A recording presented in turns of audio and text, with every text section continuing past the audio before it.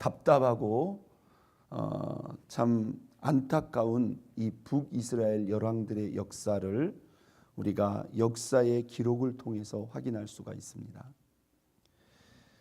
어떻게 보면 참 실패한 역사예요. 우리한테 교훈이 될 게 아무것도 없는 것 같고, 왜 이런 역사를 이렇게 기록했을까 싶은 그런 마음이 듭니다. 그런데 여러분, 하나님은요, 이 실패의 역사를 통해서 저와 여러분들에게 분명히 보여주시는 그런 계시가 있다는 거예요. 자, 이 북이스라엘은 초대왕 누구? 여로보암으로부터 그 이스라엘이 멸망하기까지 그냥 죄악으로 시작해서 죄만 짓다가 그 죄를 끝내 돌이키지 못하고 결국 죄 중에 멸망한 족속이 바로 북이스라엘의 족속입니다. 이 북이스라엘의 역사를 읽다 보면 참 답답한 마음이 들어요. 참 이 사람들 이렇게 답답하고 이렇게 어리석고 이렇게 미련할까? 여러분, 이스라엘 또한 하나님 앞에 선택받고 구별받은 누구예요? 하나님이 택한 하나님의 백성들입니다. 그런데 이들이 하나님을 등지고 떠나서 헛된 우상에 빠져가지고 뭐예요?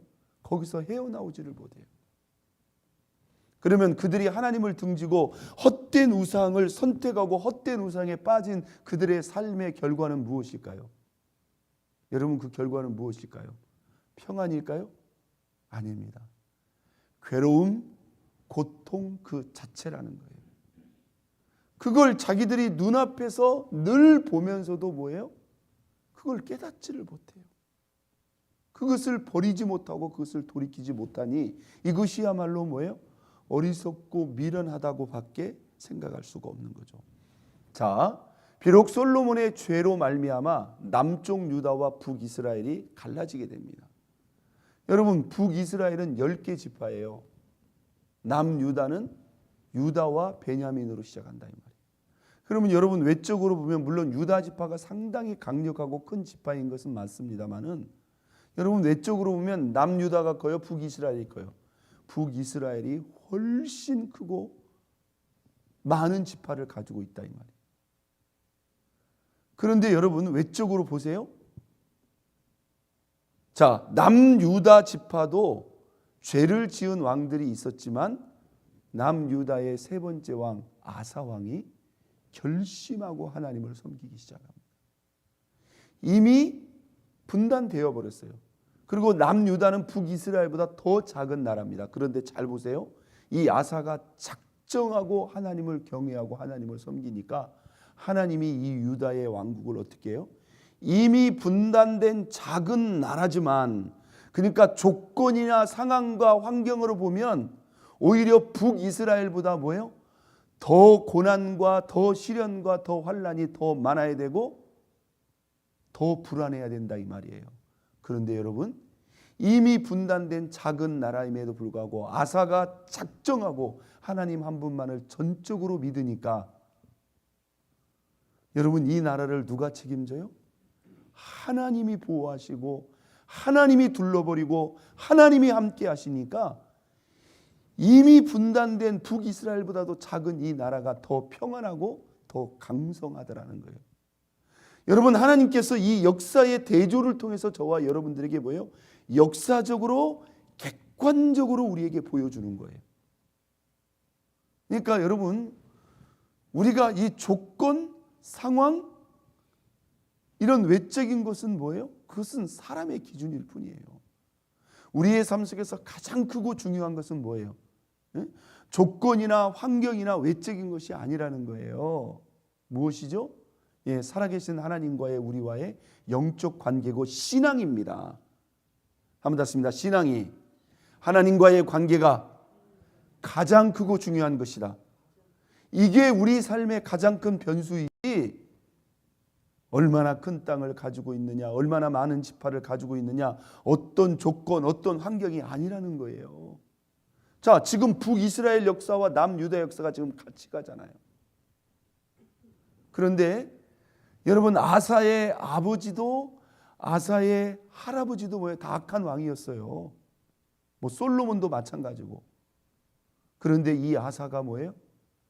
정신을 차리고 다윗의 신앙을 본받아 온 마음으로 전심으로 하나님 한 분만을 섬겼더니 하나님이 이 유다 왕국을 완전히 구별하시는 거예요. 그래서 무려 몇 년을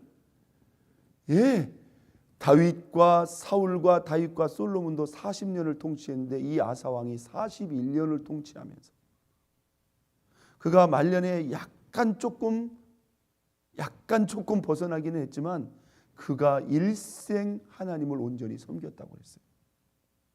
그러니까 여러분, 하나님은 북이스라엘과 남유다의 역사를 대조해서 우리에게 보여주면서 아주 뚜렷하고 선명하게 말씀하시는 겁니다.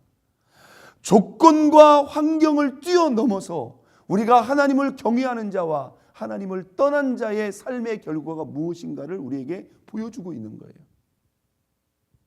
제가 여러분에게 여러 번 말씀드립니다마는 우리 교회의 조건이나 환경, 여러분 이것이 주가 아니라는 거예요. 믿습니까? 여기 세우신 우리 재직들, 우리 집사님들, 우리 모든 성도들이 믿음으로 신앙으로 하나 되어서 하나님 그분만을 전적으로 우리가 예배하고 섬기면 여러분 변함없이 하나님이 이 교회를 지키시고 도우시고 이끄시고 들어 사용하시는 걸 여러분 믿으시기를 바랍니다. 하나님은 많은 사람을 사용하는 게 아니에요. 우리 예수님 말씀하시잖아요. 2-3 사람이 내 이름으로 모이는 그곳에, 그 2-3 사람이랄지라도 그들이 진심으로 주님을 사랑하고 찾고 구한다면 주님은 그들 중에 함께 하신다는 거예요. 할렐루야. 주님은 바로 그 예배하는 한 사람을 찾는 거예요. 자, 오늘 이 본문 보세요. 눈을 씻고 봐도 뭐예요? 자, 여로보암의 정권이 누구에 의해서? 바사에 의해서 완전히 멸망을 당했습니다. 그런데 그 여로보암 정권을, 왕권을 멸망시킨 이 바사, 북이스라엘의 3번째 왕이죠. 이 사람 또한 어떤 길을 갑니까? 16장 1절 여호와의 말씀이 하나니의 아들 예후에게 임하여, 이건 선지자 예후입니다. 예후에게 임하여 바사를 꾸짖어 이르되 내가 너를 티끌에서 들어 내 백성 이스라엘 위에 주권자가 되게 하였거늘 내가 여로보암의 길로 행하며 내 백성 이스라엘에게 범죄하게 하여 그들의 죄로 나를 노엽게 하였은즉 내가 너 바사와 내 집을 쓸어버리되 내 집이 누구의 집? 느밧의 아들 여로보암의 집같이 되게 하리니. 여로보암이 집이 하나님 앞에 범죄하여 어떻게 멸망했는가를 그 당사자인 바사가 알아요, 몰라요? 알죠. 자기가 멸망을 시켰으니까. 그런데 그것을 보면서도 자기가 그 길을 똑같이 간다는 게 여러분 이게 제정신입니까? 그런데 그 길을 똑같이 가는 거예요. 그 길을 똑같이 가니까 결과도 어떻게 되는 거예요? 여로보암의 집안처럼 그 바사의 집안도 뭐예요? 똑같이 뭐예요? 완전히 멸망하게 된다는 거죠. 멸망하게 된다. 자, 그가 그렇게 죽고 그의 아들 엘라도 뭐예요? 똑같습니다. 7절 봅니다. 여호와의 말씀이 하나니의 아들 선지자 예후에게도 임하사 바사와 그의 집을 꾸짖으시면 그가 여로보암의 집과 같이 여호와 보시기에 모든 악을 행하며 그의 손의 행위로 여호와를 노엽게 하였음이며 또 그의 집을 쳤음이니라. 결국 이 바사의 아들 엘라가 어떻게 죽는지 한번 보세요.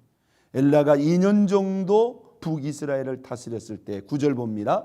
엘라가 디르사에 있어 왕국 맡은 자 아르사의 집에서 마시고 취할 때에 그 신하 곧 병거 절반을 통솔한 지휘관 누구? 시므리가 왕을 모반하여 시므리가 들어가 10절 그를 쳐 죽이고 그를 대신하여 왕이 되니 곧 유다 아사왕 제27년이라.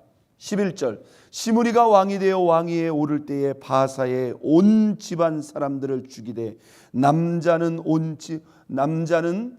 죽이되 남자는 그의 친족이든지 그의 친구든지 한 사람도 남기지 아니하고 바사의 온 집을 멸하였는데 누구의 말? 선지자 예후를 통하여 바사를 꾸짖어 하신 여호와의 말씀같이 되었더라. 이건 시므리가 악해서 그런 게 아니라 하나님이 예후를 통해서 말씀하신 그 말씀대로 그대로 이루어졌다는 거예요.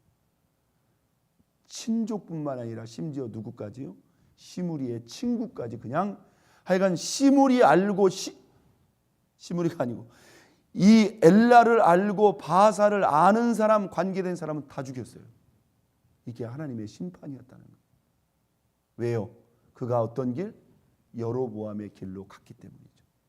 그런데 이렇게 이 바사의 집안을 멸망시킨 이 시므리라고 하는 사람, 이 사람이 며칠을 다스립니까? 15절 봅니다.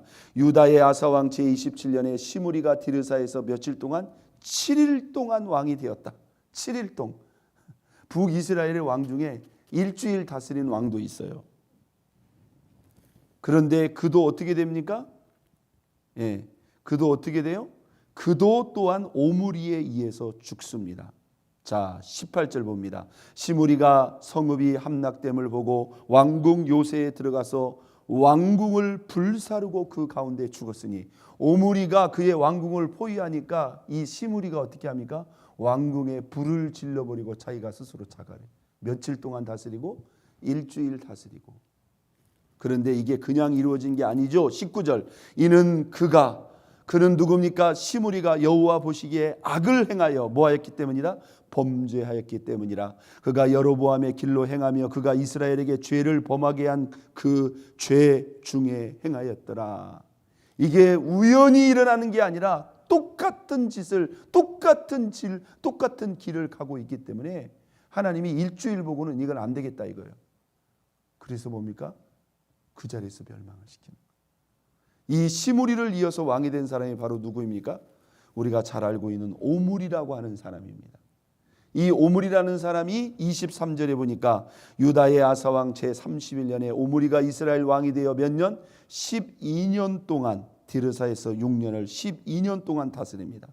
그런데 이 오므리 또한 뭐예요? 정신을 못 차려요. 25절. 오므리가 여호와 보시기에 악을 행하되 그 전에 모든 사람보다 더욱 악을 행하여 느밧의 아들 여로보암의 모든 일로 행하며 그가 이스라엘에게 죄를 범하게 한 그 죄 중에 행하여 그들의 헛된 것들로 이스라엘 하나님 여호와를 노하시게 하였더라.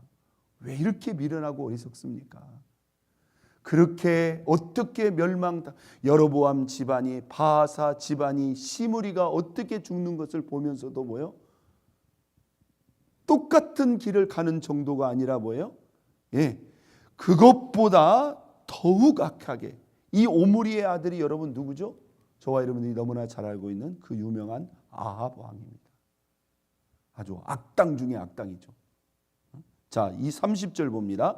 오므리의 아들 아합이 그의 이전의 모든 사람보다 여호와 보시기에 뭐하여? 악을 더욱 행하여 느밧의 아들 여로보암의 죄를 따라 행하는 것을 오히려 가볍게 여기며 시돈 사람의 왕 엣발의 딸, 우리가 잘 알죠? 누굽니까?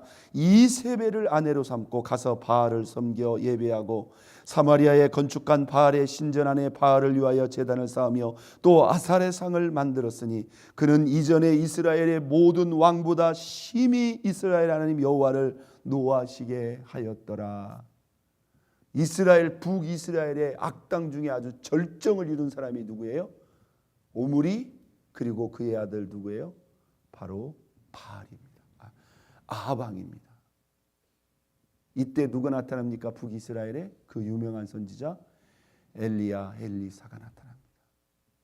얼마나 국가적으로 크고 무서운 죄에 빠졌는지 엘리야가 기도할 때 그 땅에 몇 년 동안? 3년 반 동안 비는 말할 것도 없고 이슬 한 방울도 내리지 않는 그런 무서운 심판이 이 민족 전체에 내려진다는 거예요. 여러분, 씁쓸하고 안타까운 이야기지만 이 북이스라엘 열왕들의 역사가 우리에게 보여주는 자명한 메시지, 자명한 교훈은 무엇입니까? 죄의 길을 돌이키지 않고 죄의 길을 걸어가는 자의 그 결과는 뭐예요? 뚜렷하고 분명하다는 거예요. 하나님은 반드시 그들의 죄를 뭐예요? 심판하시고 그들은 다 뭐하였다? 멸망하였다는 것입니다. 그래서 우리가 깨닫고 돌이키는 것이 무엇이다? 은혜라는 거예요. 깨닫고 돌이키는 것. 여러분, 그래서 저와 여러분들은 늘 하나님의 말씀 앞에, 우리가 아사와의 이야기를 제가 잠깐 나눴습니다마는 그 최악의 조건에서도 하나님 한 분만을 바라보고 의지했던 그 아사는 조건과 환경을 뛰어넘어서 뭐예요? 하나님의 보호하심 속에 그들은 평안과 또 강성한 나라를 이루었다는 것입니다. 우리가 늘 우리 자신을 뒤돌아보면서 하나님 앞에 그릇되고 잘못된 것들을 회개하며 끊고 돌이키고 아사처럼 신실하게 하나님 한 분만을 올곧게 예배하고 섬기는 저와 여러분 모두가 될 수 있기를 예수 그리스도의 이름으로 축원드립니다. 우리 이 시간 다 같이 주여 세 번 부르고 통성합시다.